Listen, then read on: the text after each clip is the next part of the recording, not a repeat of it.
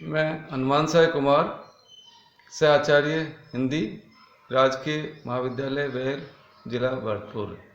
सभी को नमस्कार। वे छात्राओं, आज हम B part second paper first Hindi साहित्य रीतिकाल में केशवदास के व्यक्तित्व और कृतित्व पर प्रकाश डालेंगे। जैसा आचार्य रामचंद्र शुक्ल और डॉक्टर नगेंद्र ने केशवदास को समय की दृष्टि से यद्यपि भक्ति काल के स्थान दिया है, फिर भी प्रवृत्ति की दृष्टि से वे रीतिकाल के अंतर्गत आते हैं। वस्तुतः केशवदास से हिंदी रीति परंपरा का प्रारंभ होता है। वे हिंदी के प्रमुख अलंकारवादी कवि के रूप में ख्यात रहे हैं। उन्हें अधिकतर विद्वान रीतिकाल का प्रवर्तक कवि मानते हैं। केशवदास का जन्म 1560 ईस्वी में और उनकी मृत्यु 1617 ईस्वी में हुई, ऐसा विद्वान मानते हैं। उनकी जन्म और मृत्यु के संबंध में जो तिथियां है वो आगे पीछे भी बताई गई है। ये ओरछा नरेश महाराज राम सिंह के छोटे भाई इंद्रजीत सिंह के दरबार में रहते थे। इनके वंशजों का मूल स्थान ब्रज और राजस्थान के दिल्ली डीग मार्ग पर कुंभेर गांव माना जाता है। ये सनाड्य ब्राह्मण पंडित कृष्णदत्त के पुत्र और काशीनाथ के पुत्र थे। इनके पूर्वज संस्कृत के प्रकांड पंडित थे।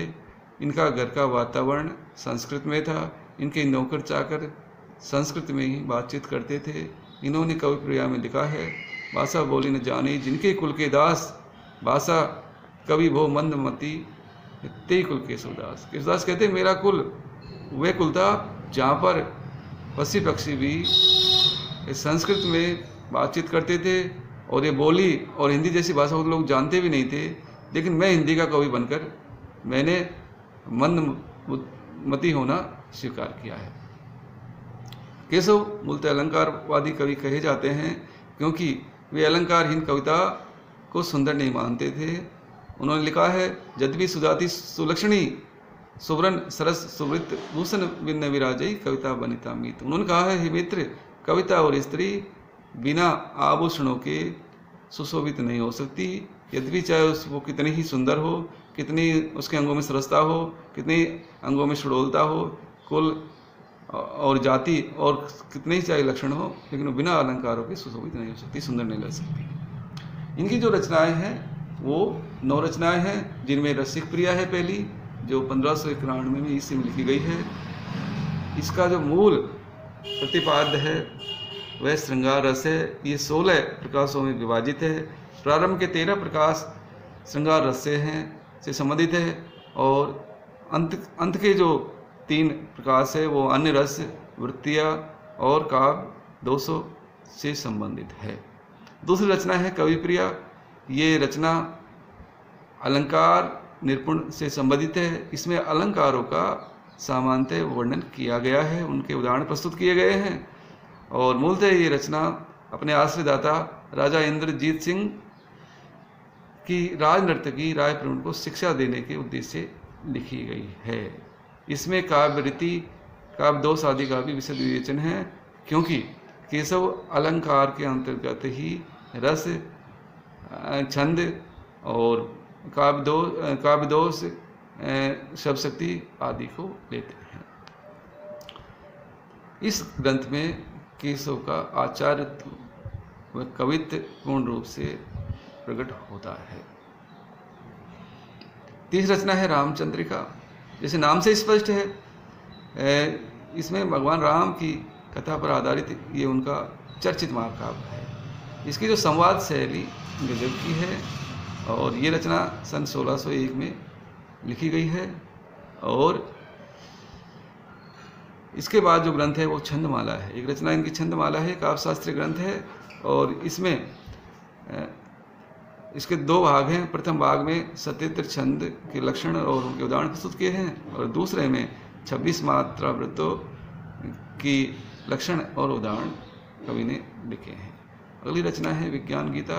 ये उनका एक आध्यात्मिक ग्रंथ है जिसमें उनके दार्शनिक विचारों को व्यक्त किया गया है और इसमें आत्मा, परमात्मा, संसार और माया इसका उन्होंने निरूपण किया है। अगली रचना है रतन बावनी। ये रतन बावनी महाराज राम सिंह की वीरता का इसमें बखान किया गया है और 56 छंदों में ये लिखा गया है। अगली रचना है वीर सिंह देवचरित। ये 1607 ईस्वी में लिखी गई है। इसमें महाराज वीर सिंह का चरित्र का वर्णन है, लेकिन वर्णन चरित्र का तो वर्णन कम है, लेकिन दान लोभ आदि का वर्णन प्रचुर मात्रा में किया गया है। अगली जो रचना है वो जहांगीर जसचंद्रिका है। ये रचना 1612 ईस्वी में लिखी गई है। इसमें 201 छंदों में जहांगीर के दरबार का चित्रण किया गया है।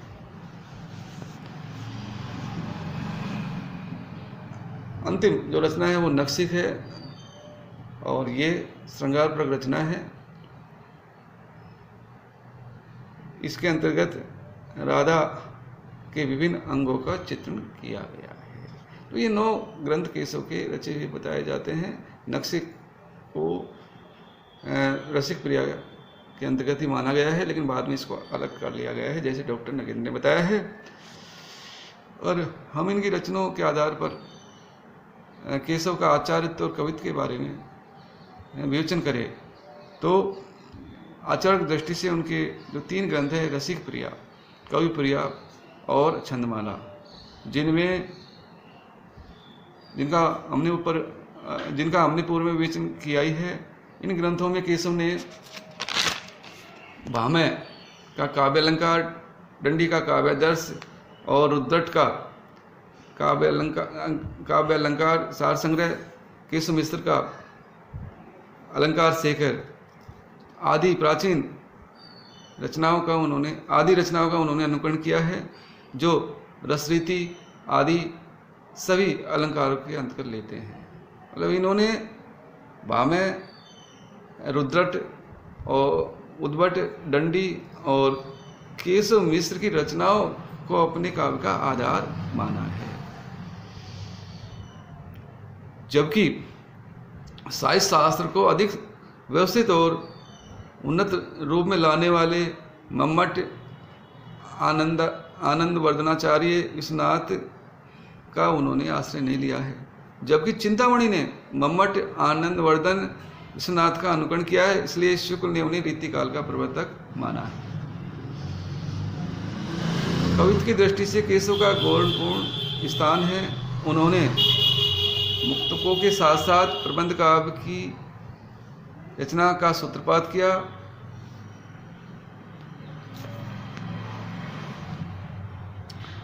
विज्ञान गीता, वीर सिंह देवचरित्र, जहांगीर जस रामचंद्रिका, रतन बावनी और रामचंद्रिका, ये 5 प्रबंध काव्य है, जिसमें रामचंद्रिका सर्वाधिक प्रसिद्ध है। तो आचार्य की दृष्टि से उनके 3 काव्य हैं और शेष जो 5 है जो उनके कवित्व को दर्शाते हैं कि आचार्य कवित्व दोनों ही प्रतिभा उनमें गजब की थी। केशव की कविता में अलंकार की प्रवृत्ति और पांडित्य प्रदर्शन की प्रमुखता थी। उनकी कविता में क्लिष्टता आ गई। उनकी कविता की क्लिष्टता के विषय में ये युक्ति प्राय कही जाती है, कवि को देने चाहिए विदाई, पूछे केशव की कविताएं। आचार्य रामचंद्र शुक्ल ने उनके बारे में लिखा है, केशव को कभी हृदय नहीं मिला था। उनमें वह सहृदयता और भावुकता नहीं थी जो एक कवि में होनी चाहिए थी। वे संस्कृत साहित्य से सामग्री लेकर और अपने पांडित्य और रचना कौशल की धाक जमाना चाहते थे, पर इस कार्य में सफलता प्राप्त करने के लिए भाषा पर जैसा अधिकार चाहिए वैसा उन्हें प्राप्त नहीं था। अपनी रचनाओं में उन्होंने अनेक संस्कृत काव्यों की उक्तियां लेकर भरी हैं, पर उन उक्तियों को स्पष्ट रूप से व्यक्त करने में उनकी भाषा बहुत कम समर्थ हुई है। पदों और वाक्यों की न्यूनता, असक्त फालतू शब्दों के प्रयोग और संबंध के अभाव आदि के कारण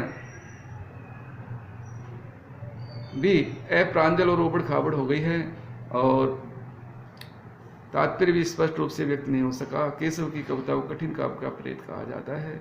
उसका प्रधान कारण यही उनकी त्रुटि है, उनकी मौलिक भावना की गंभीरता या जटिलता नहीं है। कहने का अर्थ है कि उन्होंने संस्कृत जो साहित्य उनसे सामग्री लेकर ज्यों की त्यों अपने काव्य में रख दी है, नहीं तो अर्थ स्पष्ट कर सके और न कोई मौलिकता का भाव उनमें आ सका। इसलिए केशव की कविता को कठिन काव्य का प्रेत कहा जाता है। और ज़्यादातर लोग ये कहते हैं कवि को देना चाहिए विदाई पूछे केशव की कविता ही, इसलिए इनको कठिन काव्य का प्रेत कहा जाता है। केशव की कविता में प्रबंध रचना के गुण नहीं थे। शुक्ल जी ने प्रबंध रचना के लिए 3 आवश्यक तत्व माने हैं, जिनमें पहला है संबंध निर्वाह, दूसरा है कथा के गंभीर और मार्मिक स्थलों की पहचान और तीसरी है दृश्यों की स्थानगत विशेषता। संबंध निर्वाह की दृष्टि से की क्षमता तो केशव में बिल्कुल भी नहीं थी। उनकी रामचंद्रिका अलग अलग लिखे हुए वर्णनों का संग्रह जान पड़ती है। दूसरी बात, कथा के गंभीर व मार्मिक स्थलों की पहचान भी उनमें नहीं है। नहीं थी। वे ऐसे स्थलों को या तो छोड़कर चले गए या यूं ही इतिवृत्त मात्र कहकर चलता कर दिया गया। राम आदि के वन जाते समय देख मार्ग में पड़ने वाले लोगों ने से कुछ कहलवाया भी तो इस प्रकार, किंदो मुनि सापत, किंदो मुनि ब्रह्म दोषरत, किंदो कोई ठगो। जब भगवान राम लक्ष्मण सीता वनवास में जा रहे थे तो वनवासी लोगों से इन्होंने इस तरह कहलाया कि ये किंदो मुनि सापत, या तो किसी मुनि के साप के मारे हुए हैं, किंदो ब्रह्म दोषरत, या किसी ब्राह्मण की हत्या का दोष के कारण ये जा रहे हैं, किंदो कोई ठगो, या कोई ठग है, किसी को ठगने वाले व्यक्ति। अर्थात उन सौम्य मूर्तियों को देखकर भी इनके मन में कहीं करुण भावना उत्पन्न नहीं हुई, क्योंकि ये मूलतः दरबारी वातावरण में रहते थे और दरबारी वातावरण में किस तरह लोग एक दूसरे को संदेह की दृष्टि से देखते थे। इसलिए राम लक्ष्मण जब वनवास में जा रहे थे तब इनके मन में करुणा की भावना नहीं जागी। इसलिए ये मार्मिक प्रसंगों को या तो चलता कर गए या फिर इन्होंने उनको छोड़ दिया।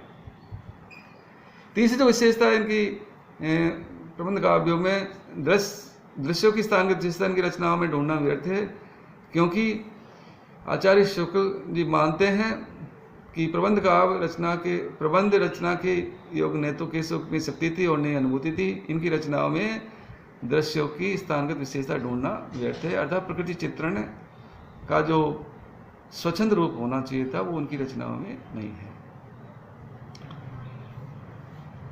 केशव की रचना में सबसे अधिक अखंडने वाली बात है अलंकारिक चमत्कार की प्रवृत्ति, जिसके कारण न तो ये भावों की स्वाभाविक व्यंजना के लिए जगह बचती है और न ही सच्चे हृदयगाई वस्तु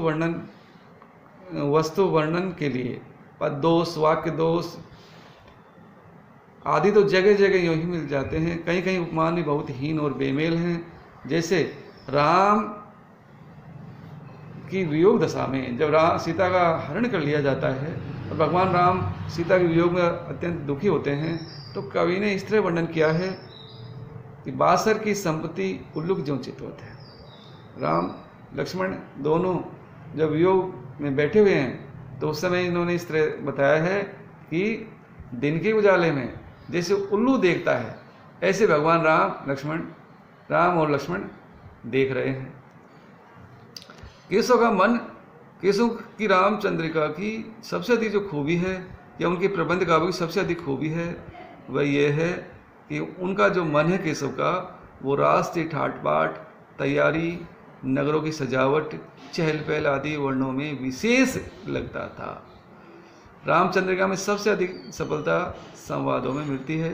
इन संवादों में अनुकूल, क्रोध, उत्साह आदि की सुंदर व्यंजना भी हुई है। जैसे राम लक्ष्मण परशुराम संवाद, अंगद रावण संवाद, लवकुश के संवाद तथा वाक्पटुता और राजनीतिक दाव पेच का आभास भी प्रभावपूर्ण है, क्योंकि दरबारी वातावरण में वो पले हैं और वहीं उन्होंने रचना की है।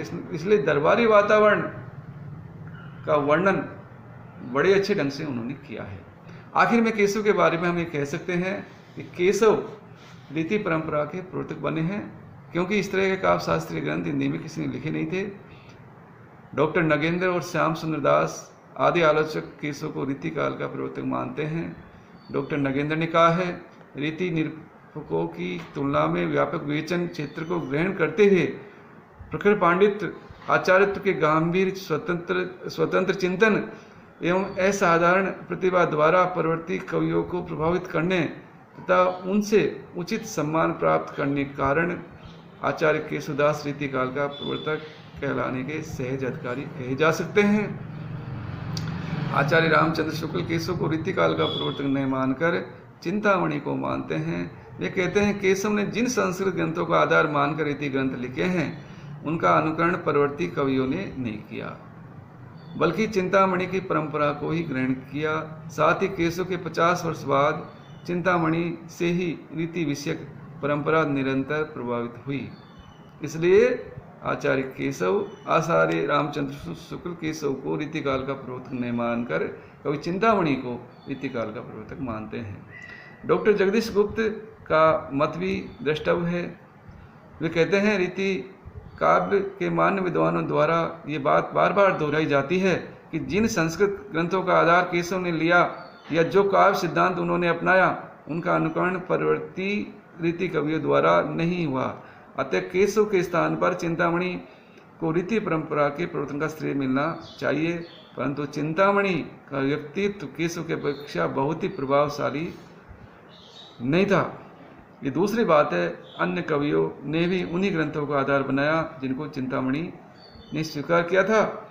रीति काव्य के प्रति एक विशिष्ट मानसिक वातावरण के निर्माण में केशव का स्थान चिंतामणि की अपेक्षा कहीं अधिक ऊंचा है। केशवदास आचार्य और कवि दोनों ही रूप में हमारे सामने आते हैं और बाद के युग के लिए प्रेरक शक्ति के रूप में रहेंगे, भले ही स्वतंत्र रूप से उनका महत्व इतना अधिक नहीं हो। इसलिए अधिकतर विद्वान केशवदास को ही रीतिकाल का प्रवर्तक कवि मानते हैं। उन्होंने हिंदी काव्य में